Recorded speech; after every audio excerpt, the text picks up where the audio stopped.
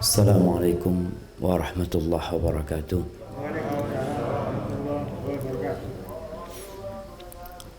Alhamdulillah alladzi afana fi jasadina wa radda alaina arwahana wa adhina lana bidhikrih. Segala puji bagi Allah Jalla Jalaluh yang telah memberikan kesehatan kepada kita di tubuh kita. Yang insya Allah yang bisa ke masjid, yang bisa ke musola ini adalah orang-orang yang sehat. Dan Allah mengembalikan ruh kita ke jasad kita. Karena kita tahu sebagian orang tidak pernah bangun dari tidurnya. Dia harus pergi meninggalkan dunia ini selama-lamanya. Dan yang terpenting dari semua itu, Allah memperkenankan bagi kita untuk mengingatnya di saat banyak orang-orang yang lalai, orang-orang yang bangun dari tidurnya tidak menyebut Allah Azza wa Jalla. Allahumma salli wa sallim ala sayyidina wa maulana Muhammadin wa ala alihi wa ashabihi ajma'in. Amma ba'd. Ahibati fillah, ana melihat sebuah fenomena yang merebak di akhir-akhir ini, adanya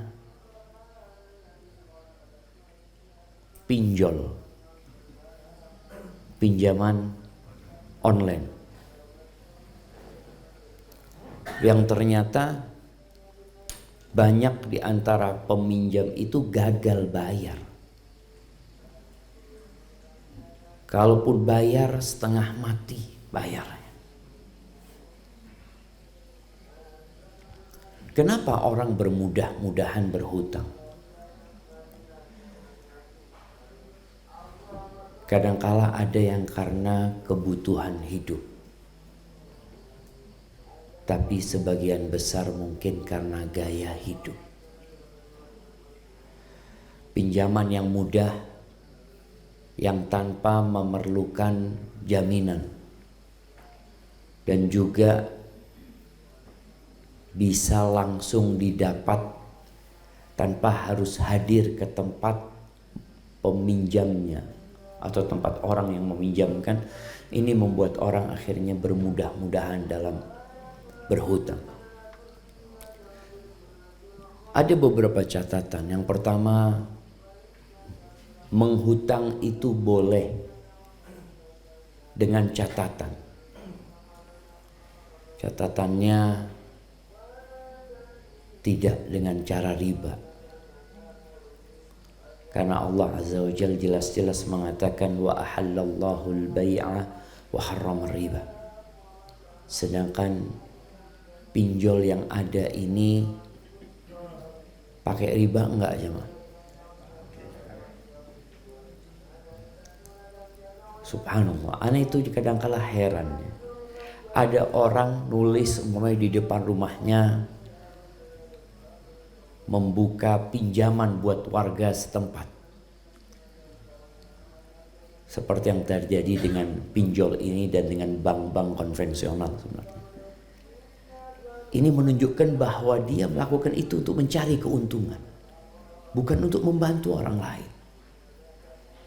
Maka disyaratkan orang kalau mau meminjamkan atau ngutangin orang lain itu niatnya adalah ihsan, menolong orang lain. Dan niat orang yang meminjam itu harus bertekad untuk melunasi utang tersebut. Yang pertama tidak dengan riba, yang kedua dia niat untuk melunasi, yang ketiga dia punya kemampuan untuk melunasi utang tersebut. Jangan sembarangan meminjam. Karena kita tahu orang yang meninggal dunia menanggung hutang itu nggak diampuni dosanya jemaah. Terus bagaimana dengan orang-orang yang kabur tidak mau melunasi hutangnya? Ada sebuah cerita Yang cerita ini kalau bukan karena Rasulullah SAW yang menceritakan, kita mungkin nggak percaya. Karena mengandung unsur keajaiban yang sangat aneh sebenarnya. Tapi buat Allah Azza wa Jal, innallaha ala kulli syai'in qadir. Di dalam hadis yang diriwayatkan Imam Bukhari, Rasulullah SAW menceritakan bahwa ada seorang dari kalangan Bani Israel itu ngutang sama dari orang dari kalangan Bani Israel. Dia datang, dia mengatakan aslifni, kata dia, 1000 dinar, utangi aku 1000 dinar. 1000 dinar itu 4 kilo seperempat emas murni.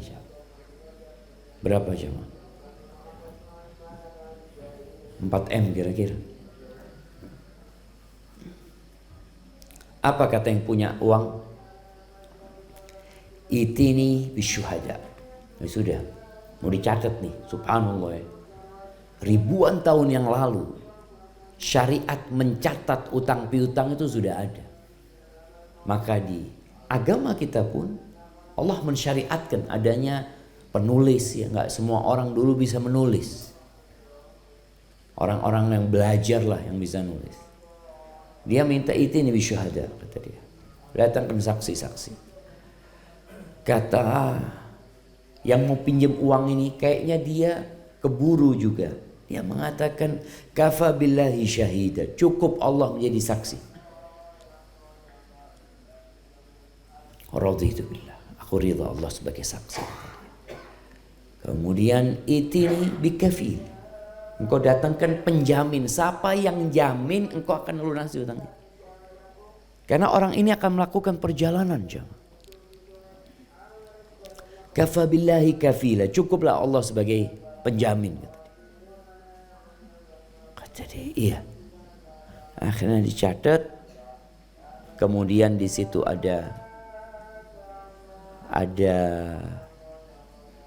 waktu yang ditetapkan kapan dia harus melunasinya. Pergi orang ini naik kapal, naik perahu. Entah berapa lama waktu yang ditetapkan untuk melunasi hutang tersebut. Tapi ketika waktunya tiba, orang yang pinjam itu sudah siap, uangnya 1000 dinar itu sudah disiapkan. Dia berangkat ke pantai, mungkin dia berangkat ke dermaga, dia cari kapal yang dapat menyeberangkan dia ke tempat saudaranya itu. Dia lihat di pantai itu nggak ada perahu ya. Mungkin anginnya sedang besar, nggak ada perahu satu pun yang menyeberang. Sepi pantai. Akhirnya dia melihat sebongkah kayu. Dia lobangi kayu ini. Dia lobangi kayu itu, kemudian dia masukkan uang 1000 dinar. Setelah dia masukkan, dia tulis surat bahwasanya dia minta maaf nggak ada perahu yang bisa ngantarkan aku, seperti itu. Dia masukkan suratnya itu, kemudian di lubang itu dia tutup pakai kayu lagi atau pakai apa sehingga nggak keluar itu dinar. Kemudian dia pegang itu kayu. Ya Allah, kata dia, ini orang kalau berhutang kemudian dia berusaha untuk melunasi utangnya, subhanallah. Nabi SAW mengatakan, man akhada amwalan nas yuridu ada'aha adallahu anhu. Barang siapa yang berhutang, mengambil hartanya manusia dengan niat dia melunasi utangnya, adallahu anhu, Allah yang akan melunasi utang. Makanya Anda membaca beberapa syarah hadis ini, disebutkan kalau dia mati kemudian dia nggak bisa ngelunasi utangnya, padahal dia niat bertekad, semoga pada hari kiamat Allah membuat orang yang punya uang itu ridho. Atau dalam kehidupan dunia kita lihat, ada orang yang saudaranya mati meninggal dunia, dia ngomong saya ikhlas, tidak usah ngebayar dia. Siapa yang membuat hati orang ini ikhlas? Allah Azza wa Jalla. Karena orang ini niat mau ngelunasi. Wa man akhadha amwalan nas yuridu itlafaha atlafahullah. Dan sebaliknya orang yang ngutang, yang dia niat nggak mau ngelunasi, niat dia jahat orang ini. Ada orang-orang yang ngutang sana, ngutang sini, padahal dalam hatinya dia nggak mau ngelunasi. Allah akan binasakan dia. Ini orang mengatakan, ya Allah, sesungguhnya hamba-Mu fulan, aku pinjam duit sama dia ya Allah. Ini doa lagi. Dia minta saksi, dan aku katakan cukup Allah jadi saksi, dan dia ridha engkau menjadi saksi. Kemudian dia minta penjamin, dan aku katakan cukup Allah sebagai penjamin, dan dia ridha dengan engkau ya Allah. Maka ya Allah, aku sudah berusaha untuk nyari perahu Allah, nggak ada ya Allah. Aku minta engkau sampaikan uang ini kepadanya, dilemparkan ke laut sana.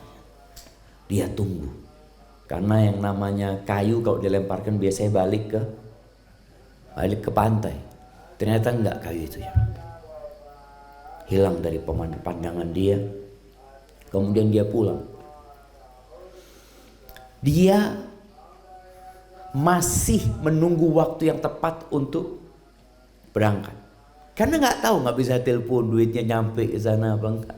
Wallahu a'lam. Ternyata yang punya uang itu, karena sudah ditetapkan tanggalnya, tanggal pembayaran itu, dia nunggu ada perahu yang datang. Dia nunggu di pantai. Ternyata nggak ada satupun perahu. Akhirnya dia melihat sebongkah kayu yang dilemparkan sama ombak. Dia mengatakan, aku bawa kayu ini sebagai kayu bakar. Ini orang jemaah, orang kaya, punya duit 1000 dinar. Dia ngelihat kayu yang dapat dimanfaatkan untuk kayu bakar, dia ambil. Di sini ada pesan. Nabi SAW mengatakan, ihris ala ma yanfa'uk wasta'in billah wa la ta'jaz. Muslim tuh hendaklah berusaha untuk meraih hal-hal yang bermanfaat buat dia. Apa saja yang bermanfaat. Jadi ini kayu bermanfaat, dia ambil. Daripada dia pulang dengan tangan kosong, dia ambil tuh kayu. Jangan sampai kita meremehkan hal-hal yang bermanfaat dalam kehidupan ini. Dibawa ke rumahnya. Kita tahu kayu biasanya kalau mau dibuat kayu bakar dibelah tengahnya kan. Dia belah, keluar uang 1000 dinar aja. Dan ada suratnya di situ. Masya Allah ya. Betapa indahnya ketika amanah itu terjaga. Selesai, udah dia nggak nunggu lagi di pantai, karena sudah lunas menurut dia. Kawan yang di sana masih belum yakin dia dengan apa yang terjadi di situ. Dia nunggu lagi, dia bawa 1000 dinar. Ketika ada perahu berangkat, dia berangkat, ditemui di rumahnya, dia katakan, aku minta maaf. Aku minta maaf. Dia nggak cerita dia melempar kayu ini itu, enggak. Karena itu cerita boleh jadi orang itu nggak percaya gitu. Maka dia mengatakan, aku minta maaf karena baru sekarang ketemu perahu yang bisa ngantarkan aku. Aku minta maaf, kata dia. Kata pemilik uang ini, engkau kirim sesuatu enggak? Engkau kirim sesuatu enggak? Ya Allah, aku katakan aku nggak nemu perahu. Maksudnya kirim sesuatu dititipkan kemana? Ke nelayan atau apa? Ini tuh aku baru sekarang nemu perahu, kata dia. Yang bisa datang ke tempatmu ini, yang sebelumnya nggak dapat, kata dia. Kata pemilik uang ini, Allah sudah sampaikan titipan. Sudah sampai uang 1000 dinar. Kala insarif bimalika rasyidan. Kau sudah pulang bawa duit 1000 dinar itu. Tapi kalau pemilik uangnya ini rakus, apa yang akan terjadi? Kita lihat para pelaku riba. Mereka adalah orang-orang serakah yang ingin memanfaatkan kesempatan dalam kesempitan manusia. Dia mencari keuntungan dari orang-orang yang susah. Karena kita lihat di dalam Islam, kalau memang ingin cari keuntungan, babnya beda. Wa ahallallahu al-bay'. Allah menghalalkan jual beli. Jadi mungkin dengan bagi hasil ini dan itu, ini orang-orang enggak yang mau, yang dia inginkan bagaimana dia menjadi lintah yang menyerap darah manusia. Maka dari kisah yang diceritakan Nabi kita Muhammad alaihissalam, jadilah orang yang amanah. Jadilah orang yang punya niat kebaikan. Jadilah orang yang selalu berdoa memohon kepada Allah, bersandar kepada kebesarannya, bergantung kepada keagungannya. Insya Allah Allah lunasi utangnya. Masih ada yang punya utang? Banyak jemaah. Utang dulu, utang baru, utang lama kayaknya Ustaz. Utang lama. Makanya perbanyak istighfar, mohon ampun sama Allah Azza wa Jal. Semoga Allah melunasi utang-utang kita dan Allah Azza wa Jal memudahkan urusan kita. Kita harus yakin fa inna ma'al usri yusra.